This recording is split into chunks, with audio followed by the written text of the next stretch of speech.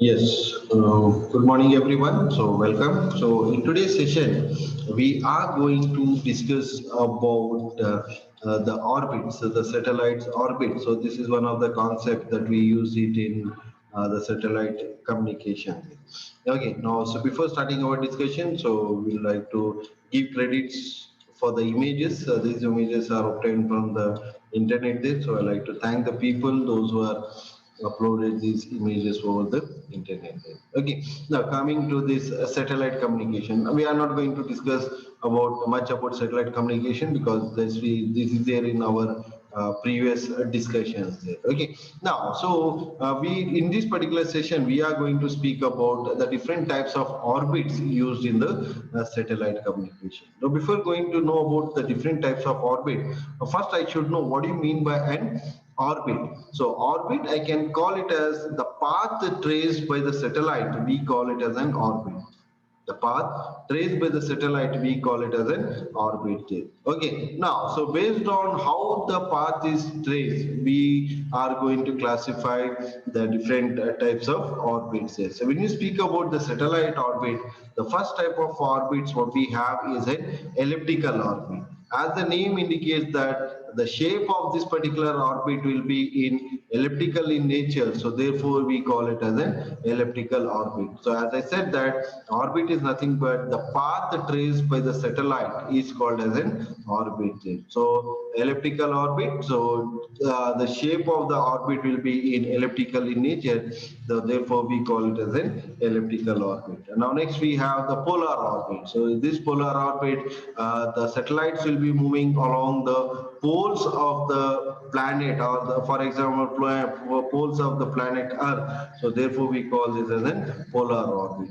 Now we have got one special type of orbit called as geostationary orbit. So this particular orbit will be stationary with respect to the Earth. Geo stands for Earth. So this particular orbit will be stationary with respect to the Earth. So therefore we call it as a geostationary orbit. So lower orbit. So once again, when you speak about the low elliptical orbit, so you can see that these elliptical orbits are classified into three different types. One is called as LEO, which stands for lower elliptical orbit, MEO, which stands for medium elliptical orbit, EO, which stands for high elliptical orbit. So let us discuss all this one by one. Okay, now first we'll speak about the lower elliptical orbit. So the lower elliptical orbit, so if the orbit of the satellite is at a height of, if the satellite is launched at a height of 160 to 500 kilometers altitude, now such type of orbit we call it as a lower elliptical orbit. So this lower elliptical orbit, the drag effects will always hinder the operation. There's something called as a gravitational drag. So gravitational pull will be there because the satellite is launched at a height of very 160 to 500 kilometers. But so if the satellites are launched in that particular orbit, so those type of satellites we call it as a lower elliptical orbit. So you can see this is image. So where the satellites are very close to the Earth, 160 kilometers. We with respect to satellite communication, 160 kilometers we tell that it is very close to the Earth. Now, such type of orbits we call it as a lower elliptical orbit.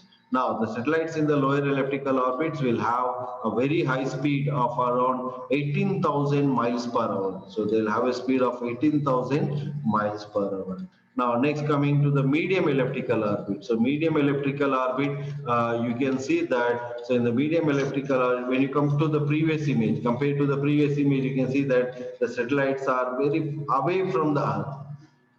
So usually the satellites are launched at an altitude of 500 to 1000 kilometers. If the satellites are launched at an altitude of 500 to 1000 kilometers, now such type of orbits we call it as a medium Earth orbit or medium elliptical orbit. So the height is beyond the lower elliptical orbit. So we are going to just give a small, what you call, topic on only the different types of orbits. Maybe in the next session we'll discuss in detail about these orbits. Next we have this high elliptical orbit. So high elliptical orbit. So what will happen? The satellite will be launched at an altitude of 1000 to 4000 40,000 kilometers from the Earth. At an altitude of 1000 to 40,000 kilometers from the Earth. Now such type of orbit we call it as a high elliptical orbit, or what you call or high Earth orbit is there. So here you can see that. So the height is not uniform. When I tell elliptical, so the what you call it will not be height altitude will not be uniform there. At some places it will be more, and some places it will be less. So that's why it is called as an ellipse there. And when you are launching a satellite, so the satellite has to satisfy the Kepler's law. And one of the Kepler's law states that when you are launching the satellite, Earth has to be at one of its foci of the ellipse there, or of the eclipse there. So Earth has to be one of the foci of an ellipse there. So Earth is either it can be, we know that any ellipse will have two foci. One will be at this particular point, the other one will be at this particular point. So in this case, the Earth is placed in this point, and the satellite is moving in this direction. So therefore, the altitude of the satellite will not be uniform. So in this place it is maximum, and in this place it is minimum. The maximum altitude of an high elliptical orbit it goes up to 40,000 kilometers from the Earth there. So the drag effects will not be existing in case of an high elliptical orbit. So high elliptical orbits is more suitable orbit, and it is free from atmospheric effect, and it will also require much energy because we need to launch a satellite at very greater height. So this is the diagram which shows the high Earth orbit. So in this, the highest point of the Earth satellite from the Earth we call it as an apogee, and the lowest point we call it as an perigee. The lowest point or lowest altitude of the satellite from the Earth we call it as an perigee. Highest altitude of the satellite we call it as an apogee. We are going to discuss in detail about that in our coming session. So one is called as an polar orbit.